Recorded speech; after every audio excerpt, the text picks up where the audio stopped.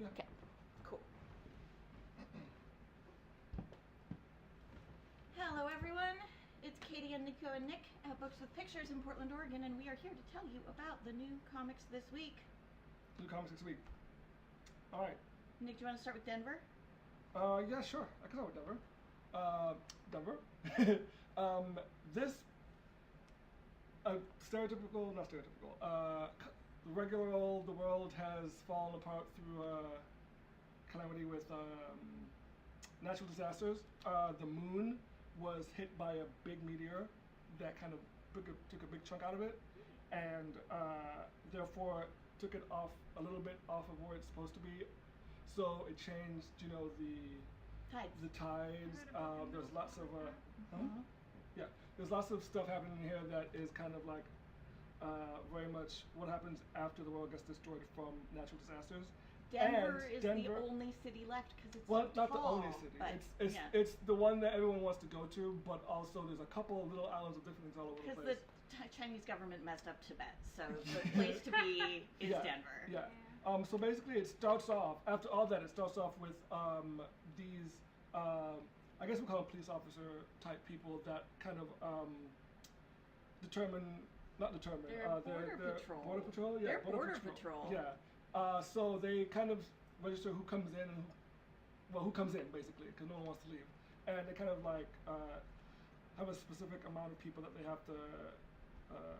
There's a specific number of people that live there, and they can't go over.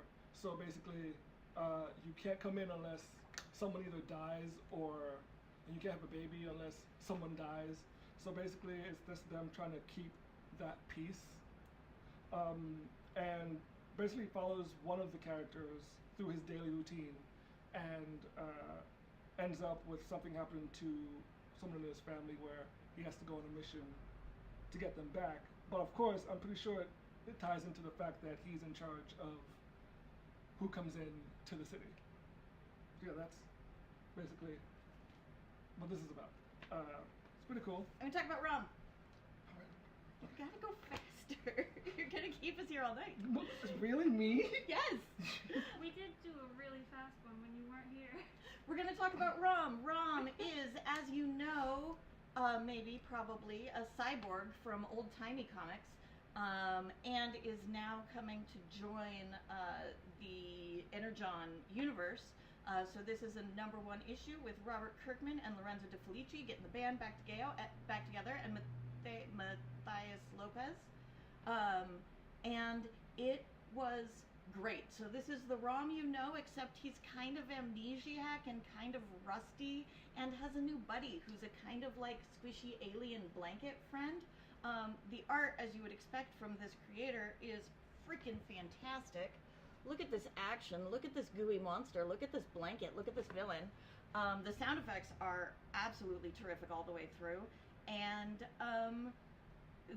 the emotional relationship between Rom and everyone Rom is interacting with is fantastic.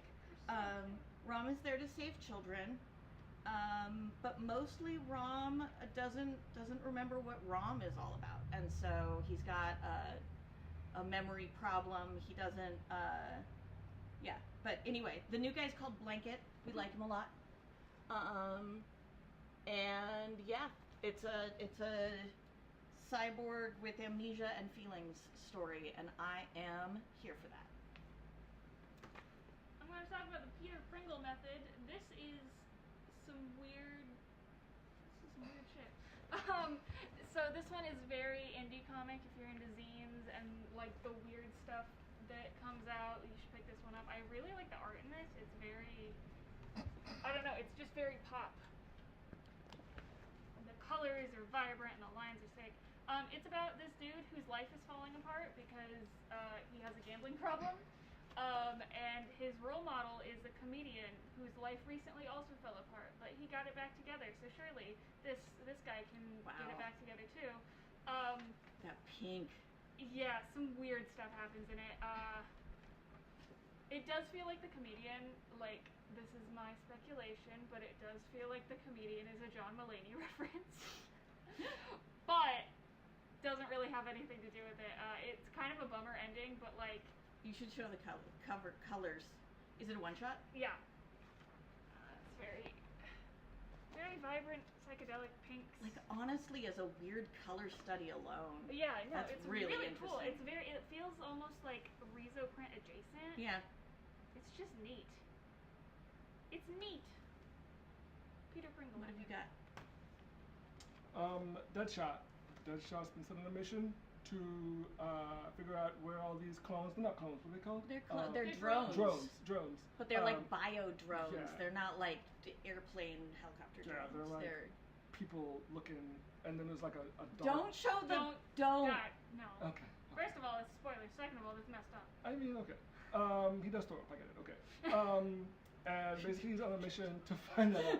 And also, there's an alien that we won't talk about that is behind a lot of what's going on. And yeah, he's been chased by everyone because he knows the truth. Yeah. As it says, Deadshot knows too much.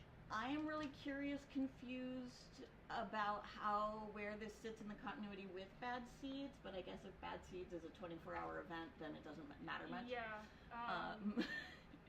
I didn't read Bad Seeds, so I don't know. Can I show them the You can show that one. That one's okay. good. I like that one. Just not the other one. It's King Bat Shark.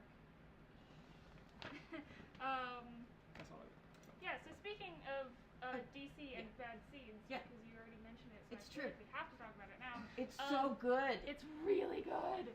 It is the start of a big event. As we know, Mayor Poison Ivy has made some decisions, and this is the culmination of that, and so now this is, we get to see what everybody in Gotham does to deal with this. It has some really good paneling. I really like this, like, overview layout. Instead of the boring, like, cast cinematic lineup, the cast lineup over the cityscape is so good. There's a really good page with just, like, where is it?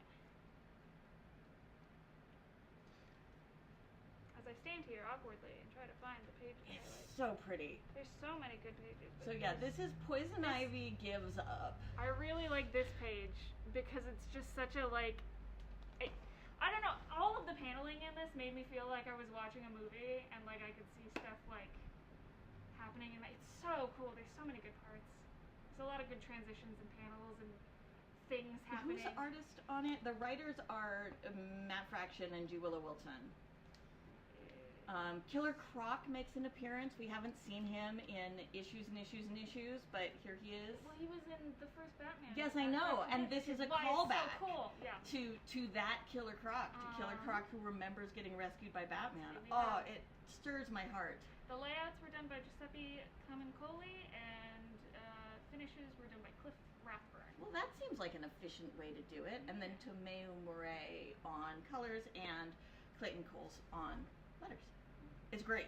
It's really good. I feel grouchy about too many events running at once, but this one pushes my buttons. Boy, does it. There's so many things. I like them. I'm worried about Ivy, but aren't we all? Yeah.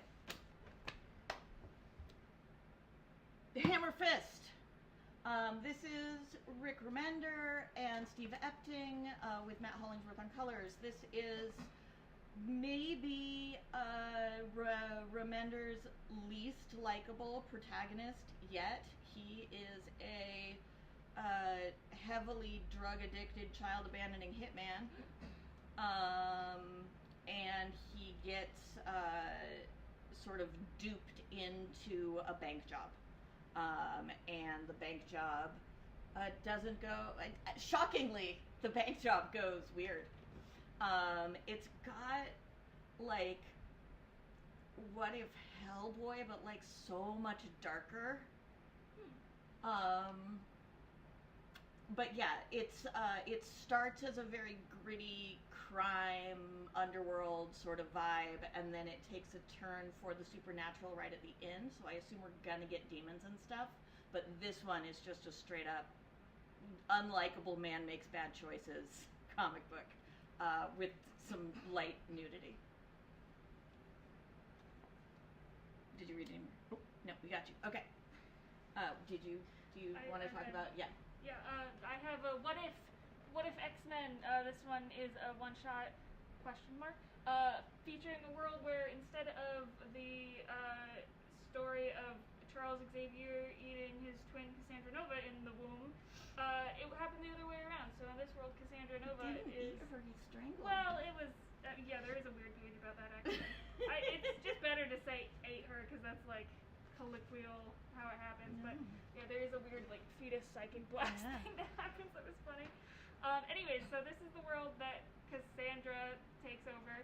It is very dark and kind of a bummer, but it features our girls Jean Grey and Emma trying to escape her essentially like a prison for telepaths.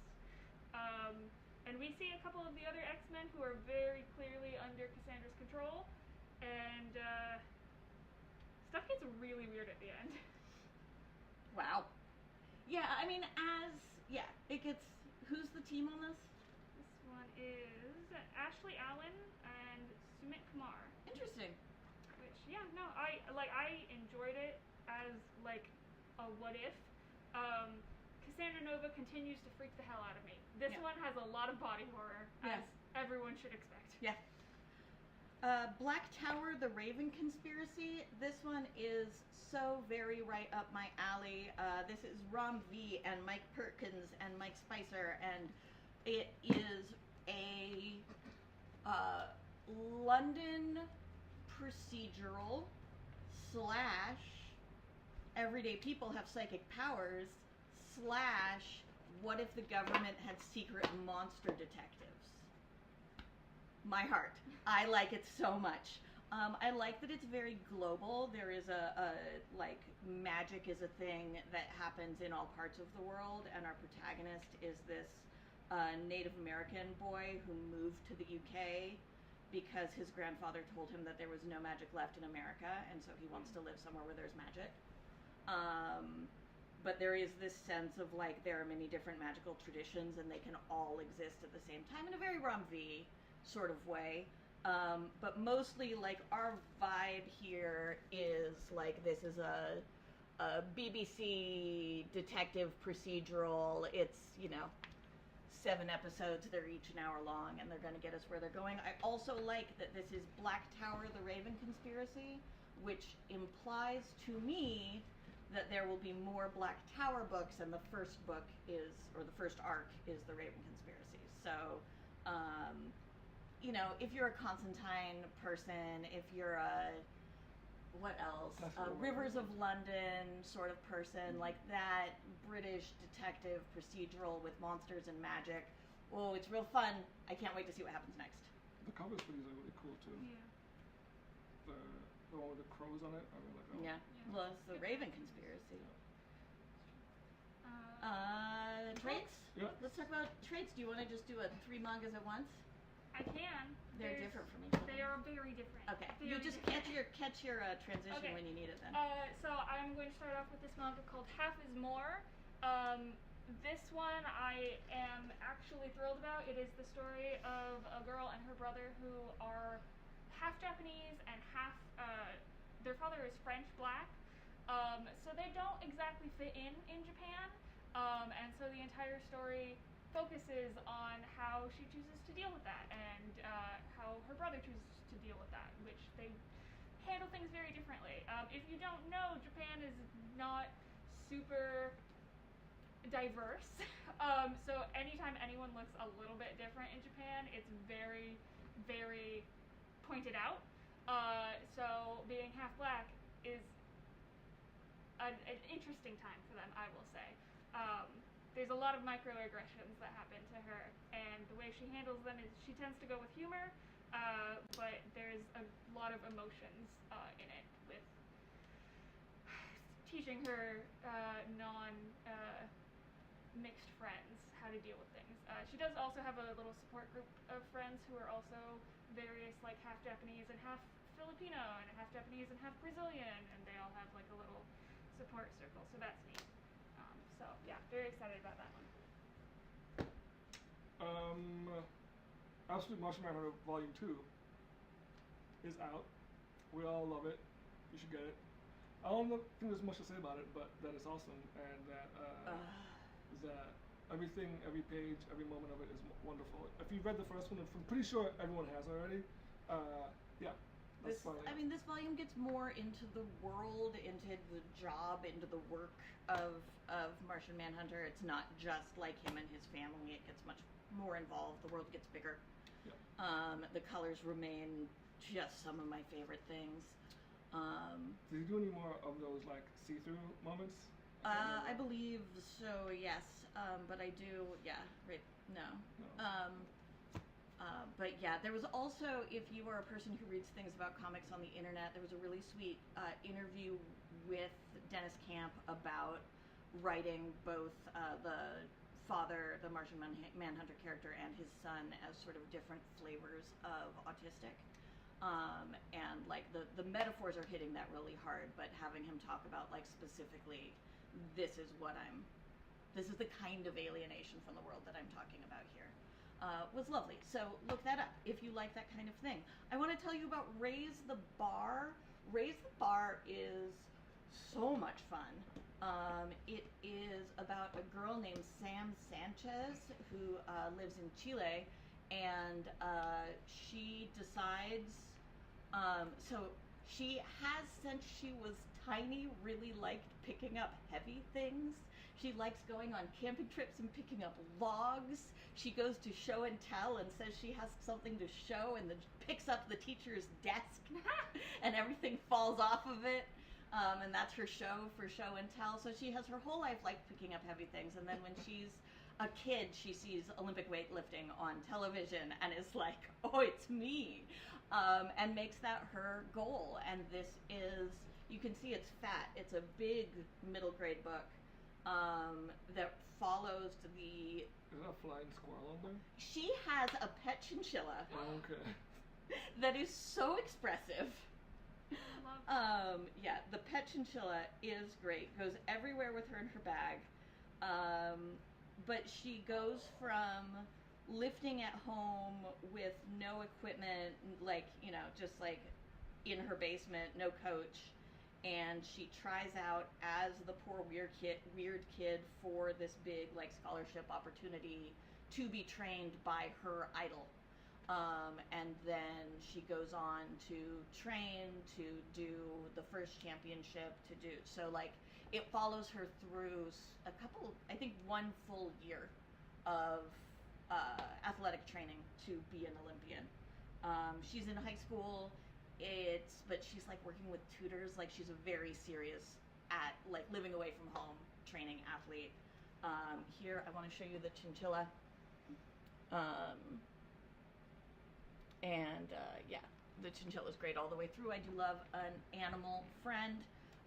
Yeah, I was surprised by how chewy and complex this was. It wasn't, I feel like a lot of middle grade sports books these days have like one story, and this has a lot going on. So, good stuff. Is it a standalone, or does it feel like there's going to be more? I believe it to be standalone.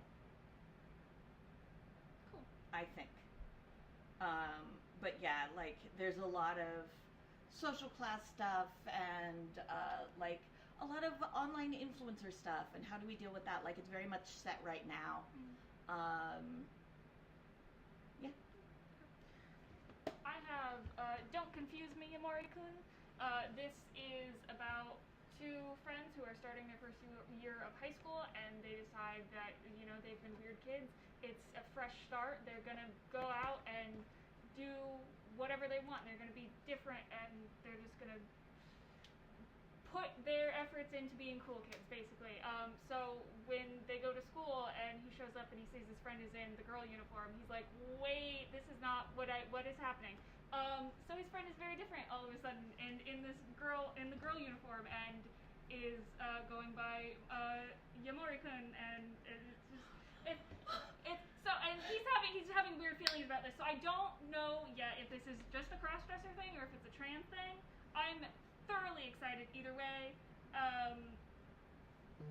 He does not know how to deal with this, and it throws an entire wrench in his plans. I'm so excited about it. It's so you can see him having these like moments of like, what do I do? So yeah, I'm very excited about that. Robin Hot is back. And instead of making you make your own ramen like she did in her last book, this time she is showing you how to soup up your instant noodles. This is actually my favorite way to make ramen at home because while noodles are actually very easy to make yourself, I mostly don't. But the what if I made regular ramen and then made it extra delicious is it's just so fun. And also for all of you who are sending kids to college right this minute, this is a great way to make sure that they actually nutrify themselves while eating box ramen in their dorm room. I will be getting this book. Yeah. Yeah, I know so many people who are so excited every time they see that there are comic versions of cookbooks because they show you what to do. Yeah. And I'm excited that there's another. Yeah.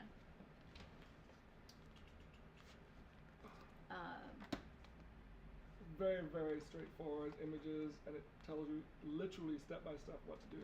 And then, like in the very beginning, it's like going through the first image. Where is it? It says little the different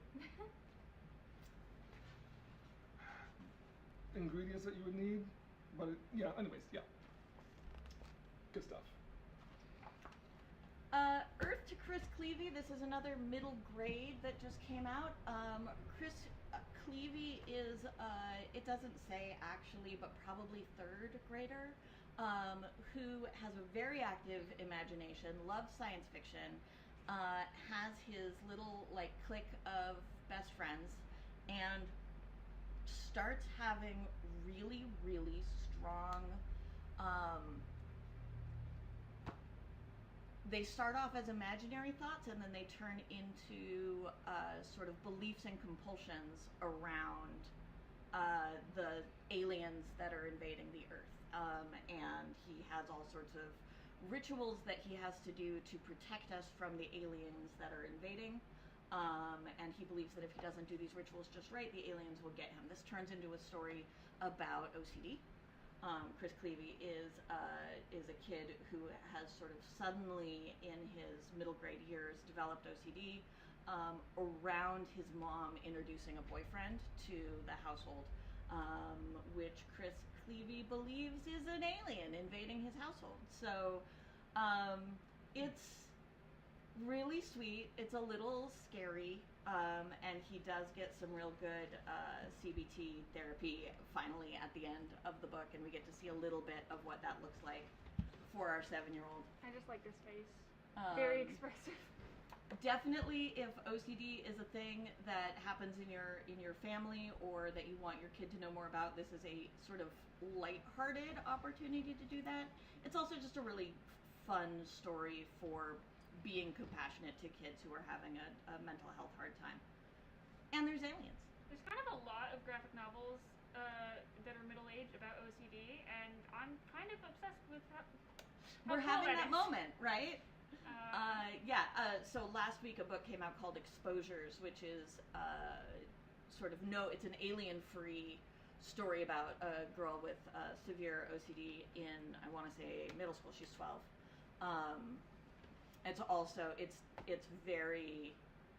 It's about her exposure therapy, which Chris Cleavey interestingly doesn't engage in, which I think makes sense for an 8-year-old. But our 12-year-old does a sort of very abrupt course of exposure therapy, and it's a genuinely emotionally ripping read. Yeah. There's also Just Roll With It and Buzzing, and I think one of the Growing Pains books gets it. There's so much representation. Yeah, it's cool. I have one last manga. It is called Golden Man. So this one is an action adventure set in a world with superheroes where the hero that everybody knows and loves, Golden Man, has kind of vanished. But then suddenly he shows up again one day, and it is a new guy in the suit who everyone's like, wait, what are you doing? And he's like, I don't know what I'm doing. So I'm very excited to actually sit down and read this because the guy who's in the suit kind of seems sort of dumb, and I don't think he knows how to be a hero, and I'm excited to see him learn. Also, one of the supervillains that we see, immediately is very female Doc Ock vibes. So that's exciting. I can't show it also, but there's a thing that I do want to show Katie and Nick so that they laugh at it. Oh my goodness! Oh. What a well-placed water bottle. So yeah, you should check that one out if you are into superheroes. So I loved the Boxcar Children series as a kid by Gertrude Chandler Warner. They are now being adapted into graphic novel series by Mika Hashimoto and Giovanni Abiele. This adapts interestingly. It's not contemporary set. Thank goodness. That would be weirder and much darker. It is still a sort of like 1930s roughly farm moment that is for kids living on their own. They've been orphaned and they find a boxcar to live in and take care of each other. It very much hits that kid fantasy of what if we didn't have to deal with our parents, and then has them working through that being really hard, and then finding some adults to take care of them in the end. But this, I believe, is going to be an ongoing series of adaptations from Random House Graphic, and it's really bright and cheerful. Yeah, when I saw this, I was like, what is the time period setting that we're doing this in? Because they're wearing very like non-distinct time outfits. It's like that's a t-shirt and a hoodie, and that could be from any of the past 100 years probably. Yeah. So. But Grandma and Grandpa are clearly Yeah. Anyway, so Boxcar Children is also there for you and your youths. I think that's it. That's our stack. Mm-hmm. I am going out of town for the next couple weeks, so you're only going to get these two. And if you get our newsletter, you know that our secret sale is happening right now, but we've got a big public sale starting next week, so come for either of those. And one of the things we are doing is that if you spend $100 with us, or for every $100 you spend with us, you get a chance to win some Rose City Comic Con passes. Rose City Comic Con's coming up in 2 weeks, and we're throwing an after party on Sunday night. So come for that. Come for the other thing. Come for all the things. It'll be great. We'll see you soon. Au revoir.